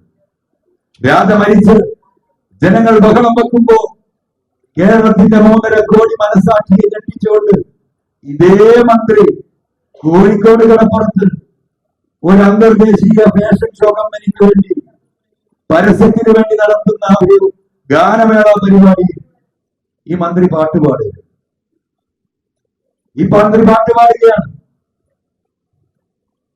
എന്താണ് ഇതെന്ന് കേരളത്തിൽ ജനങ്ങൾ മനസ്സിലാക്കേണ്ടത്? ഇതാണ് കേരളത്തിന്റെ വസ്തുത. ഈ വന്യജീവി പ്രശ്നം മലയോരത്ത് മാത്രമായിരുന്നെങ്കിൽ ഇന്ന് നഗരപ്രദേശങ്ങളിലേക്കും ഈ ജീവികളുമായി ബന്ധപ്പെട്ട വന്യമൃഗങ്ങൾ കടന്നു വരികയാണ്. കുരങ്ങിന്റെ ശല്യം കൊണ്ട് തിരുവനന്തപുരത്തെ എത്ര ലക്ഷം ആളുകൾ പ്രയാസത്തിലുണ്ട്. ഈ അങ്ങാടിയിലെ സെക്രട്ടേറിയറ്റിന്റെ മുകളിൽ പോലും കുരങ്ങാണ്. കോഴിക്കോട് ടൗണിൽ കുരങ്ങാണ്. കേരളത്തിന്റെ ഹൈക്കോടതിയിൽ കുരങ്ങാണ്. ഹൈക്കോടതിയുടെ പ്രവർത്തനം പോലും പല ഘട്ടങ്ങളിൽ നിർത്തിവെക്കേണ്ടി വരുന്നു. കുരങ്ങിന്റെ ശല്യം മൂലം ജനലുകളും വാതിലുകളും അടച്ചിട്ടുകൊണ്ട് കേരളത്തിന്റെ ഹൈക്കോടതി പ്രവർത്തിപ്പിക്കേണ്ട ഗതികളിലേക്ക് ഈ നാട് പോവുകയാണ്. ആരാണ് ഇത് നിയന്ത്രിക്കേണ്ടത്? ലോകത്തെ മുഴുവൻ രാജ്യങ്ങളും അമേരിക്കയും യൂറോപ്പും ലോകത്തിൽ ഏറ്റവും കൂടുതൽ ഫോറസ്റ്റുള്ള കേരളയടക്കം ഈ വന്യമൃഗങ്ങളെ നിയന്ത്രിക്കാൻ എണ്ണത്തിൽ വർധന വരുമ്പോൾ വെടിവെച്ചു കൊല്ലാൻ നിയമം അനുശാസിക്കുന്നു. ലോകത്തെ ഡെവലപ്ഡ് കൺട്രീസിലടക്കം ഓരോ വർഷവും ഇതിന്റെ എണ്ണം ഇവാലുവേറ്റ് ചെയ്യുന്നു. അവർക്ക് ജീവിക്കാനുള്ള പ്രദേശത്തിലധികം എണ്ണം വർദ്ധിച്ചാൽ വെടിവെച്ച് കൊല്ലാൻ അധികാരം നൽകുന്നു. ഏറ്റവും കൂടുതൽ ലോകത്ത് കങ്കാരുള്ള ഓസ്ട്രേലിയയിൽ കങ്കാരുവിന്റെ എണ്ണം വർദ്ധിക്കുമ്പോ അവിടുത്തെ യൂത്ത് ക്ലബുകൾക്ക് ആയുധം നൽകുന്നു ഗവൺമെന്റ്. വെടിവെക്കാൻ അവകാശം നൽകുന്നു ഗവൺമെന്റ്. ഒരു കങ്കാരുവിനെ വെടിവെച്ച് ഫോറസ്റ്റിൽ എത്തിച്ചാൽ $100 അവർക്ക് പാരിതോഷികം നൽകുന്നു ഈ പറയുന്ന ഓസ്ട്രേലിയൻ ഗവൺമെന്റ്. ഇതാണ് ലോകത്ത് നടക്കുന്നത്. 972 ഒരു നിയമം ഉണ്ടാക്കി 55 വർഷം കഴിയുകയാണ്. ഈ വന്യമൃഗങ്ങൾ മുഴുവൻ തെറ്റുവരികയും അവർക്ക് ജീവിക്കാൻ കഴിയാത്ത വിധം എണ്ണവർദ്ധനവുണ്ടായി മനുഷ്യരിലേക്ക് അവർ കടന്നു വരികയാണ്. ആവാസ വ്യവസ്ഥയെ കുറിച്ച് പറയുന്ന ഫോറസ്റ്റ് ഡിപ്പാർട്ട്മെന്റ് കേരളത്തിന്റെ വനം മുഴുവൻ നമ്മൾ പരിശോധിച്ചാൽ കാണും. സ്വാഭാവിക വനങ്ങൾ കേരളത്തിൽ ഇല്ല. ഇവർ വെച്ച് പിടിപ്പിച്ച തേക്കും അക്കേഷ്യയും മാത്രമാണ്. ഭൂമിയിൽ ഉണ്ടാകുന്ന മുഴുവൻ വെള്ളവും വലിച്ചെടുക്കുന്ന വിദേശ മരങ്ങളാണ് ഈ ഫോറസ്റ്റിൽ മുഴുവൻ സൃഷ്ടിച്ചിട്ടുള്ളത്. ഭക്ഷണം കഴിക്കാൻ ഒന്നുമില്ലാത്ത മൃഗങ്ങൾ കുടിവെള്ളം മുട്ടിയിരിക്കുന്ന ഫോറസ്റ്റിന്റെ അകത്തുണ്ടായിരുന്ന സ്വാഭാവിക അരുവികൾ പലതും തൂർന്നുപോയിരിക്കുന്നു. ആനകൾ വെള്ളം കുടിച്ചിരിക്കുന്ന പല കുളങ്ങളും പൂർണ്ണമായും തൂർന്നുപോയിരിക്കുന്നു. ഒന്നുപോലും പുനരുദ്ധരിക്കാനോ ഈ മൃഗങ്ങൾക്ക് വെള്ളം കുടിക്കാനുള്ള സൗകര്യമൊരുക്കാൻ ഉത്തരവാദിത്തപ്പെട്ട ഫോറസ്റ്റ് ഡിപ്പാർട്ട്മെന്റ് ഒരു നിലപാടും സ്വീകരിക്കുന്നില്ല. സമ്മർദ്ദതന്ത്രമുണ്ടാക്കുകയാണ്. മനുഷ്യരുടെ ഇടയിലേക്ക് മൃഗങ്ങൾ വരുമ്പോൾ പശ്ചിമഘട്ട മലബാരത്തിൽ ജനങ്ങള് നിർബന്ധിത സാഹചര്യത്തിൽ നിന്ന് ഇറങ്ങിപ്പോവുകയാണ്. കിട്ടുന്ന വിലക്ക് ജീവനം കൊണ്ടോടുന്ന മനുഷ്യരെയാണ് ഈ മലമുകളിൽ മുഴുവൻ നമുക്ക് കാണാനുള്ളത്. ആ സാഹചര്യം ഒരുക്കുന്ന പണിയിലാണ് ഫോറസ്റ്റ് ഡിപ്പാർട്ട്മെന്റ്. നിങ്ങൾക്കറിയാം, നമ്മുടെ നാട്ടിൽ എന്ത് പ്രവൃത്തി നടന്നാലും ആ പ്രവൃത്തി സോഷ്യൽ ഓഡിറ്റിന് വിധേയമാണ്. ഈ നാട്ടിൽ റോഡ് പണി നടക്കുന്നുണ്ടെങ്കിൽ ഇവിടുത്തെ ഒരു കൗൺസിലർക്ക് പോയി നോക്കാം. പറയുന്ന സിമന്റ് ഉപയോഗിക്കുന്നുണ്ടോ, കമ്പി ഉപയോഗിക്കുന്നുണ്ടോ, ഇവിടെ ഇരിക്കുന്ന പത്രമാധ്യമങ്ങൾക്ക് അത് അന്വേഷിക്കാം. അവിടെ അഴിമതി നടക്കുന്നുണ്ടെങ്കിൽ വാർത്ത കൊടുക്കാം, പരാതി കൊടുക്കാം. ലോകത്തെല്ലാം ജനാധിപത്യ സിസ്റ്റമാണ്. എന്നാൽ കേരളത്തിലെ ഇന്ത്യയിൽ ഫോറസ്റ്റിന്റെ അടുത്തുകൂടെ പോയാൽ കേസെടുക്കും. പ്രോസിക്യൂട്ടഡ് എന്ന ബോർഡുകളാണ് ഫോറസ്റ്റിന്റെ അതിർത്തിയിൽ മുഴുവൻ. ലോകത്തൊരു രാജ്യത്തുമില്ല.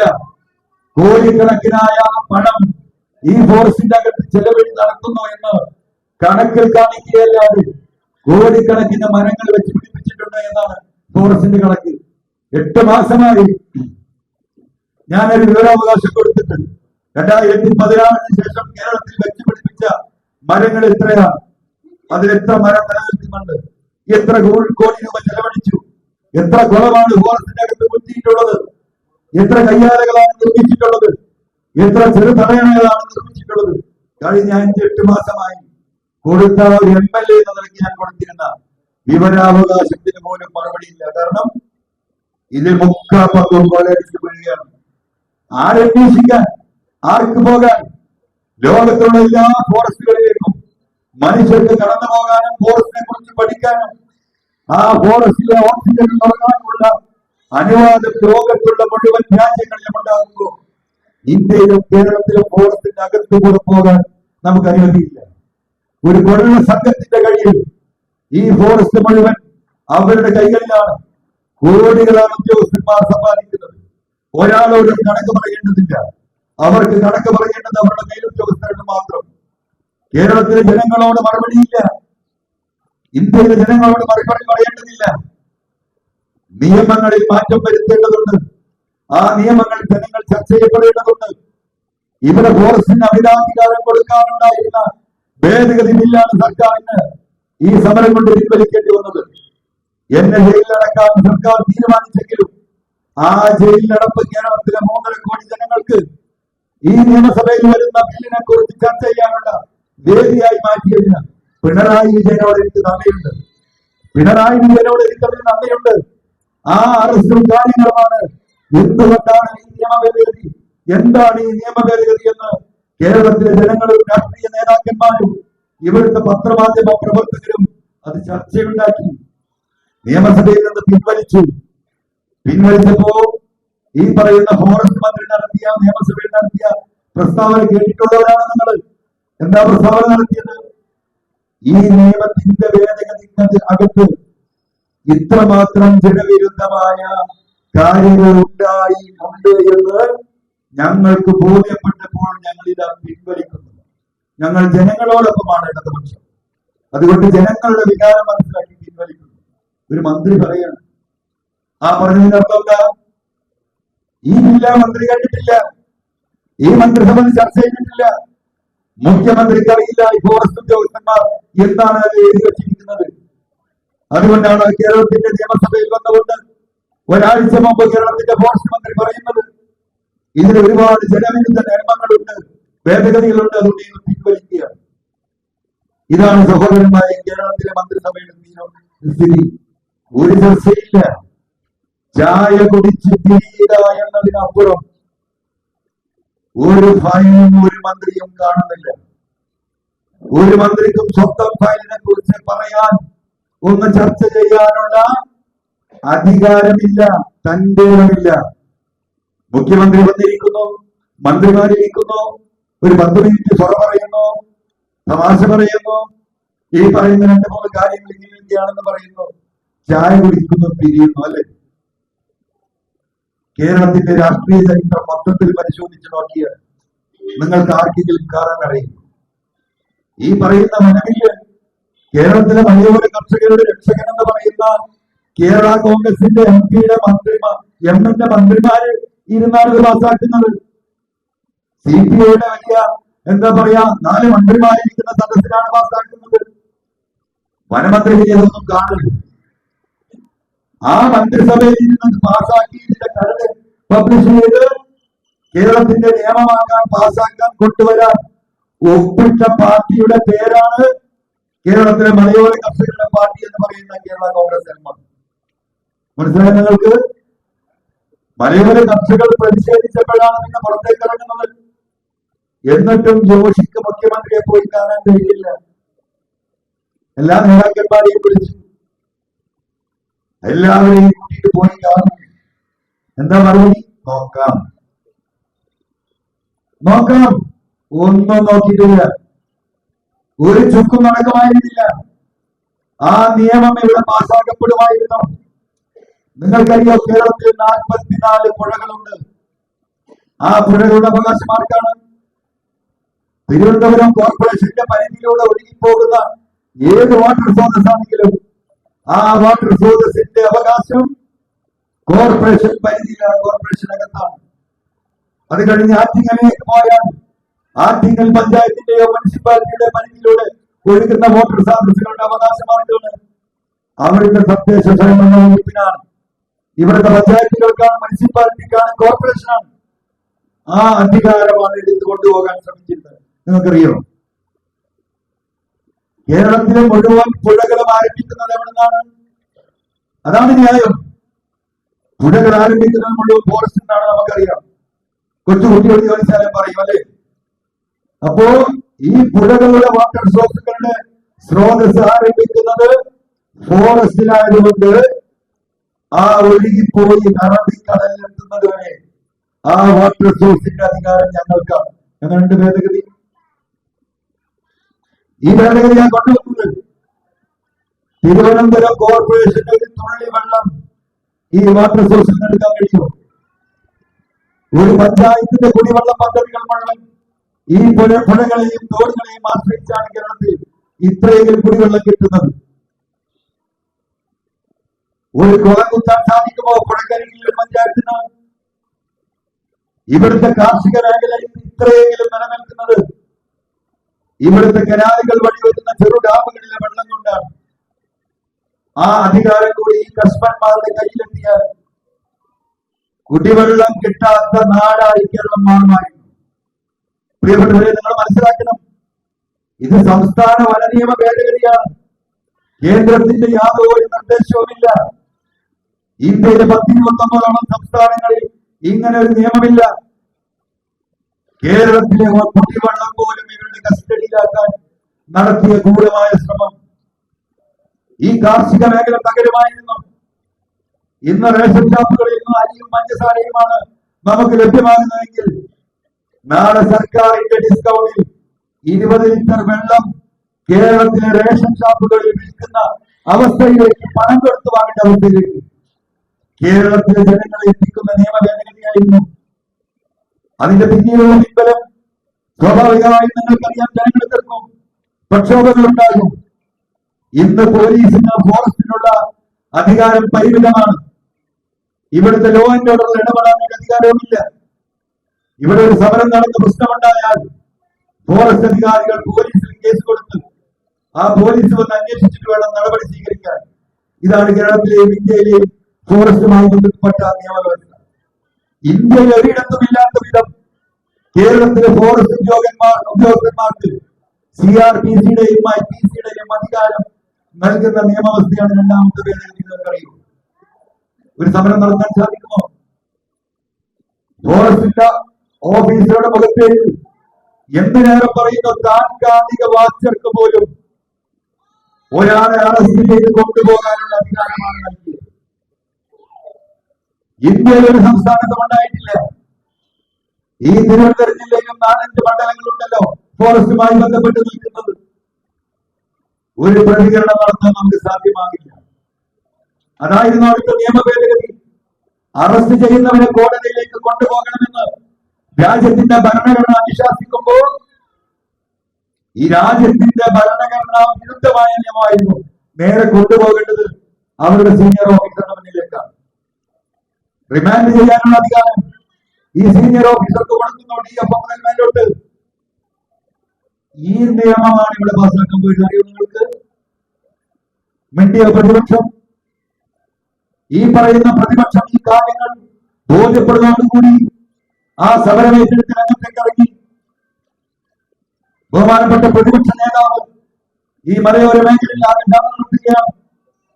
പ്രതിപക്ഷ നേതാവിന് പോലും ഈ കരട് ബില്ലിന്റെ കോപ്പി കൊടുക്കാത്ത ചരിത്രം കേരളത്തിൽ ആദ്യമായിട്ട് ഒരാൾക്കും കൊടുത്തിട്ടില്ല.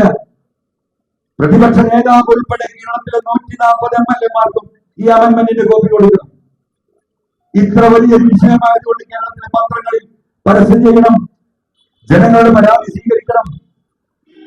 കേരളത്തിലെ നിയമസഭയിലെ പ്രതിപക്ഷ നേതാവ് ഉൾപ്പെടെയുള്ള നേതാക്കന്മാരുടെ കണ്ണുകെട്ടി എന്താ പറഞ്ഞത്? ഗസറ്റിൽ പബ്ലിഷ് ചെയ്തത്. ഗസറ്റിൽ അത് കാണണമെങ്കിൽ കൂടെ കണ്ണാടി വെച്ച് നോക്കണം. ഇംഗ്ലീഷിലാണ് പബ്ലിക്കേഷൻ, മലയാളത്തിൽ പബ്ലിക്കേഷൻ ഇല്ല. ഈ മലയോര മേഖലയിൽ പാവപ്പെട്ട എത്ര കർഷകർക്ക് ഇംഗ്ലീഷ് വായിച്ചത് മനസ്സിലാക്കാൻ സാധിക്കും? അത്യാവശ്യം ഇംഗ്ലീഷ് അറിയുന്ന ആളുകൾക്ക് തന്നെ, ഞാൻ ഉൾപ്പെടെയുള്ളവർക്ക് തന്നെ ഇത്തരത്തിലുള്ള നിയമ ഭേദഗതികൾ വായിക്കുമ്പോൾ മനസ്സിലാക്കണമെങ്കിൽ അതിന് ചില ലീഗൽ ടേംസ് അറിഞ്ഞാൽ പോരാ. അപ്പോ കേരളത്തിലെ 3.5 കോടി ജനങ്ങളെ, കേരളത്തിലെ പ്രതിപക്ഷത്തെ, പ്രതിപക്ഷ നേതാവിനെ, ഇവിടുത്തെ പ്രതിപക്ഷ കക്ഷികളെ, ഭരണകക്ഷിയിലെ മുഴുവൻ ആളുകളെ കണ്ണ് കെട്ടിക്കൊണ്ട് നടപ്പിലാക്കാൻ പോയ നിയമമാണ് ഇപ്പോൾ ഈ സർക്കാരിന് പിൻവലിക്കേണ്ടിയുള്ളത്. അതുകൊണ്ട് ഞാൻ വിശദീകരിക്കുന്നില്ല. മലയോര കർഷകരെ ഒറ്റപ്പെടുത്തിക്കൊണ്ടുള്ള പോക്ക്, അത് മലയോര കർഷകരുടെ വിഷയമാണെന്ന് എഴുതിത്തള്ളുന്ന കേരളത്തിന്റെ ജനത, ആ ജനതയെ ഒരുമിപ്പിച്ച് നിർത്തിക്കൊണ്ടുള്ള ഒരു പോരാട്ടത്തിന് ഞങ്ങൾ നേതൃത്വം നൽകിയാണ്. ഇന്നലെ ഇടുക്കിയിൽ കേരളത്തിലെ 62 സംഘടനകളുടെ നേതാക്കന്മാരാണ്, കർഷക സംഘടനയുടെ നേതാക്കന്മാരാണ് ഒരുമിച്ച് കൂടിയത്. കേരളത്തിലെ മലയോര വിഷയം പോലെ തന്നെ കേരളത്തിലെ കടലോര പ്രശ്നവും ഞങ്ങൾ ഏറ്റെടുക്കാൻ പോവുകയാണ്. കേരളത്തിലെ കടലോരം ഈ പശ്ചിമഘട്ട മലയോരത്തിൽ ജനങ്ങൾ അനുഭവിക്കുന്ന വിഷയം പോലെ തന്നെ അനുഭവിക്കുന്നവരാണ് ലക്ഷക്കണക്കിന് വരുന്ന ഈ കടലോരത്തിൽ ജീവിക്കുന്ന മത്സ്യത്തൊഴിലാളികൾ ഉൾപ്പെടെയുള്ള ജനങ്ങൾ. നമുക്കറിയാം എന്താ വിഷയം. ഇവിടുത്തെ വന നിയമമാണെങ്കിൽ അവിടെ ബിആർസിന്റെ നിയമങ്ങളാണ്. ഒരു കെട്ടിടം കെട്ടാൻ ഒരു നിവൃത്തിയുമില്ല. നിലവിലുള്ള ആശുപത്രിക്ക് ഒരു കക്കൂസിന്റെ കുഴി കുഴിക്കാൻ നിർവാഹമില്ല. നിലവിലുള്ള സ്കൂളുകൾക്ക് അവരുടെ ക്ലാസ് മുറിയൊന്ന് വലുതാക്കാൻ നിവൃത്തിയില്ല. ഒരു മൈന്റനൻസ് ചെയ്യാൻ നിവൃത്തിയില്ല. 5 സെന്റുള്ള മത്സ്യത്തൊഴിലാളികൾക്ക് എവിടുന്നെങ്കിലും കടം വാങ്ങി ഒരു കൂര വെച്ച് കെട്ടാം എന്ന് വിചാരിച്ച് അതിന് പ്രവൃത്തി തുടങ്ങിയാൽ അവിടെ പോലീസ് ഒന്ന് തടുക്കും. മുനിസിപ്പാലിറ്റി വരും, കോർപ്പറേഷൻ വരും, പഞ്ചായത്ത് വരും. മനുഷ്യനെ വഴിഞ്ഞു മുറുക്കുന്ന സിആർസിന്റെ നിയമങ്ങൾ എവിടെ പോകും? കേരളത്തിലെ ജനങ്ങൾ. കേരളം എന്ന് പറയുന്ന നമ്മുടെ സംസ്ഥാനം ഒരു നേർരേഖയാണ്. കിഴക്കോട്ട് പോയാൽ പശ്ചിമഘട്ടമാണ്, മുഴുവൻ ഫോറസ്റ്റ്, ഒരു നിവൃത്തിയില്ല. പടിഞ്ഞാറോട്ട് വന്നാൽ ഈ പറയുന്ന കടലോരമാണ് 120 കിലോമീറ്റർ. അവിടെയും മനുഷ്യർക്ക് ജീവിക്കാൻ മാർഗമില്ല. കേരളത്തിന്റെ നടുറോഡിൽ വീട് വെച്ച് ജീവിക്കേണ്ട ഗതികളിലേക്ക് നിയമങ്ങളുടെ നൂലാമാലകൾ കൊണ്ട് മനുഷ്യരെ പൊറുതിമുട്ടിക്കുന്ന നിയമം. ഞാൻ ഈ വന നിയമത്തെ പറഞ്ഞതുപോലെ തന്നെയാണ് സിആർസിന്റെ നിയമങ്ങളും. അമ്പരചുംബികളായ കെട്ടിടങ്ങൾ ഹൈക്കോടതിയുടെ മുന്നിൽ പോലും നിങ്ങൾക്ക് കൊച്ചിയിൽ കാണാം. വെള്ളത്തിൽ ഇറക്കി വെച്ച 20 നിലയും 25ഉം 30 നിലയുള്ള കെട്ടിടങ്ങൾ അതിന് പറഞ്ഞിട്ടുണ്ട്. എന്നാൽ ജനിച്ചു വീണ മണ്ണാണ് കടലോരം മത്സ്യത്തൊഴിലാളികളെ സംബന്ധിച്ച്. അവർക്ക് 5 സെന്റ് വീട് വെക്കാൻ ഒരു നിവൃത്തിയില്ല. ഇതെന്ത് നിയമം? ഇതേത് നിയമം? ഇതിനെന്ത് നീതി? ആരെങ്കിലും ഉണ്ടോ സംസാരിക്കാൻ? ലോകത്തെ ഡെവലപ്മെന്റ് കൺട്രീസിൽ മുഴുവൻ ഇന്ന് കെട്ടിട നിർമ്മാണം നടക്കുന്ന കടലിലാണ്. ദുബായിൽ പോയ പലരും ഉണ്ടാകും. ഇവിടെ തൊട്ടടുത്ത രാജ്യമാണ്. 100 കണക്കിന് കെട്ടിടങ്ങളാണ് കടലിൽ ഉണ്ടാക്കുന്നത്. എന്തിനാണ് പറയുന്നത്? തൊട്ടടുത്ത നമ്മുടെ മാലിദ്വീപ്സ് 500 കിലോമീറ്റർ ഇവിടെ. അവിടെ ടൂറിസത്തിന് വേണ്ടി ടൂർ പോയ പലവരും ഉണ്ടാകും. സകല കെട്ടിടങ്ങളും കടലിലാണ്. ഏറ്റവും സാമ്പത്തിക പിന്നോക്കം നൽകുന്ന നമ്മുടെ തൊട്ടടുത്ത രാജ്യം, ആ രാജ്യങ്ങളിലൊക്കെ തന്നെ ശ്രീലങ്ക 10,000 ഏക്കറാണ് കടൽ തൂക്കിയിരിക്കുന്ന ഒരു ചൈനീസ് കമ്പനി. ആ നഗരത്തിന്റെ കുഴിക്കഴിക്കാൻ ഈ പറയുന്ന കൊളംബോ നഗരത്തിന് ചുറ്റി നിൽക്കുന്നത് കടലാണ്. ജനസാന്ദ്രത അങ്ങേയറ്റമാണ്. അവിടെ നഗരത്തിൽ സ്ഥലമില്ല. ഒരു ചൈനീസ് കമ്പനി വരുന്നു, ഗവൺമെന്റുമായി കോൺട്രാക്ട് ഉണ്ടാക്കുന്നു. 10,000-കണക്കിന് ഹെക്ടർ കടലിലുണ്ട്. കടലിലാണ് ആയിരക്കണക്കിന് കെട്ടിടങ്ങൾ നിർമ്മിക്കുന്നത്. ഒരു കുഴപ്പമില്ല.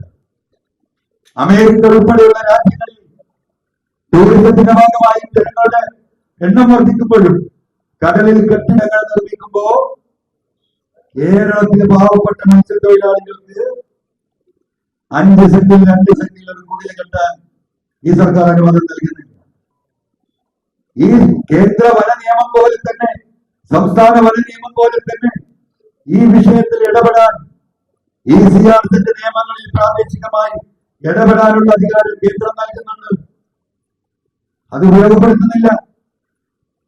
അപ്പോ ഇന്നലെ ചേർന്ന ഈ കർഷക സംഘങ്ങളുടെ നിയോഗത്തിൽ ഈ പറയുന്ന സിആർസിന്റെ മേഖലയിൽ മത്സ്യത്തൊഴിലാളികൾ ഉൾപ്പെടെയുള്ള ആളുകളെ കൂടി സംയോജിപ്പിച്ചുകൊണ്ട് ഇത് കേരളത്തിന്റെ പൊതുവായ വിഷയമായി ഏറ്റെടുത്തുകൊണ്ട് വരാനിരിക്കുന്ന നാളിൽ അതിശക്തമായ പോരാട്ടങ്ങൾ നടത്തി ജനങ്ങൾക്ക് ഇവിടെ ജീവിക്കാൻ കഴിയുന്ന രീതിയിൽ ഈ നിയമങ്ങളിൽ മാറ്റം വരുത്താനും ഭേദഗതി വരുത്താനും പുതിയ നിയമങ്ങൾ സൃഷ്ടിക്കാനും ഇവിടുത്തെ മുൻധാരണ രാഷ്ട്രീയ പാർട്ടികൾ തയ്യാറാകണമെന്ന് ആവശ്യപ്പെട്ടുകൊണ്ടുള്ള വലിയ സമരത്തിനാണ് TNC നേതൃത്വം നൽകിയ.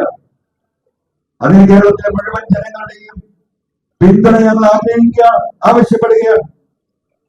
ജനങ്ങളെ ശ്വാസം മുട്ടിച്ചു കൊല്ലുന്ന ഇത്തരത്തിലുള്ള ജനവിരുദ്ധ നിയമങ്ങൾ രാജ്യത്തിന്റെ നിയമസഭയിലും രാജ്യത്തിന്റെ പാർലമെന്റിലും മാറ്റങ്ങൾ വരുത്തണമെന്ന് ആവശ്യപ്പെട്ടുകൊണ്ടുള്ള ഒരു ജനമുന്നേറ്റം ഞങ്ങൾ നടത്തുമ്പോൾ തിരുവനന്തപുരം ജില്ലയിൽ മുഴുവൻ മനസാക്ഷിയുള്ള മനുഷ്യരുടെയും പിന്തുണയും സഹായവും രാഷ്ട്രീയത്തിന് അതീതമായി ഞങ്ങൾക്കുണ്ടാകണമേ എന്ന സ്നേഹപൂർവ്വം അഭ്യർത്ഥിക്കുന്നതോടൊപ്പം ഇവിടെ എത്തിച്ചേർന്ന ഈ ജില്ലയിലെ തൃണമൂൽ കോൺഗ്രസിന്റെ മുഴുവൻ നേതാക്കൾക്കും സുഹൃത്തുക്കൾക്കും പത്രമാധ്യമ പ്രവർത്തകർക്കും ഹൃദയത്തിന്റെ ഭാഷയിൽ എന്റെ വ്യക്തിപരമായ നന്ദിയും സ്നേഹവും അർപ്പിക്കുന്നു.